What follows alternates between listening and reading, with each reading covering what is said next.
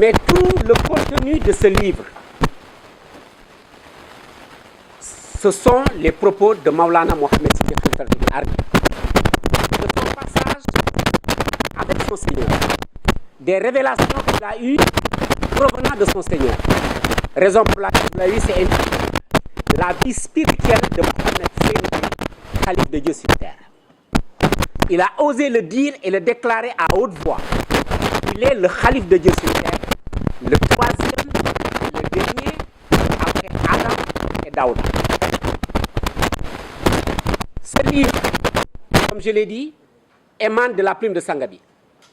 Suivant des rêves, ou que certains appellent des rêves, d'autres des révélations, qu'il a reçues de son Seigneur et qu'il consignait dans de petits carnets de ce type. Ça, c'est le carnet de Sangabi. Et les écritures que vous allez voir sont ses propres écrits.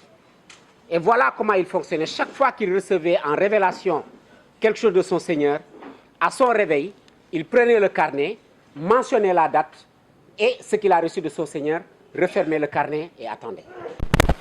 Parce que pour rappel, Sangabi a connu une vie professionnelle. Il était comptable de formation. La dernière entreprise pour laquelle il a travaillé, c'est l'entreprise.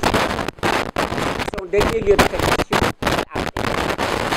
Avant Touba, il a servi à Dakar, il a eu à servir en Casamance, à Ziguinchor, pour être plus précis. Et c'est à Touba que cette vie spirituelle a commencé. Il a commencé à Touba, mais tout s'est terminé ici à Ouakam. À Touba, il avait en charge les travaux de la mosquée de Touba, jusqu'à son enchaînement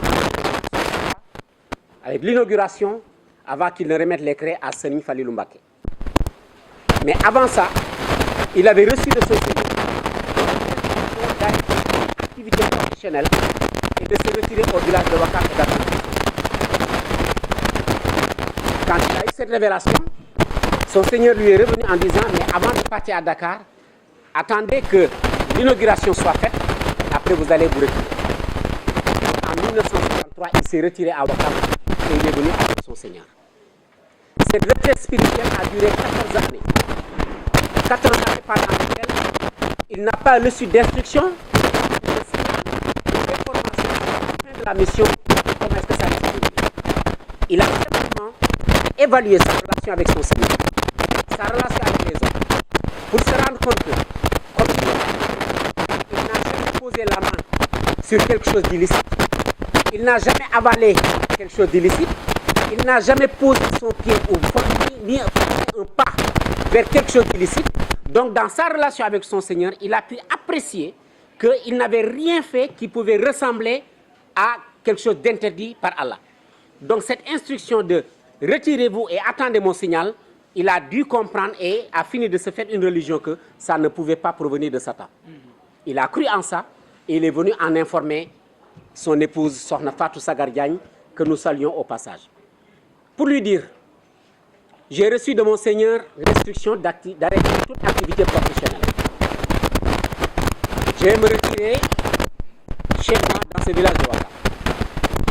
Comme je ne sais pas cette retraite, quand est-ce qu'elle sera terminée, et pour ne pas nuire à ta vie de femme, ce que je souhaiterais, c'est si vous êtes d'accord, que je vous libère et que moi j'attende mon Seigneur. Parce que je ne sais pas cette attente-là, combien de temps cela peut durer. Voilà les propos qu'il a tenus à l'égard de son épouse, Sokhna Fatou Sagar Diagne. Et c'est dernier de lui répondre, si la durée de cette attente est longue ou courte, cela m'importe peu. La seule chose dont je suis sûr, les relations que j'ai avec vous, Gorgui Seyni, et ce que je sais de vous dans vos relations avec votre Seigneur,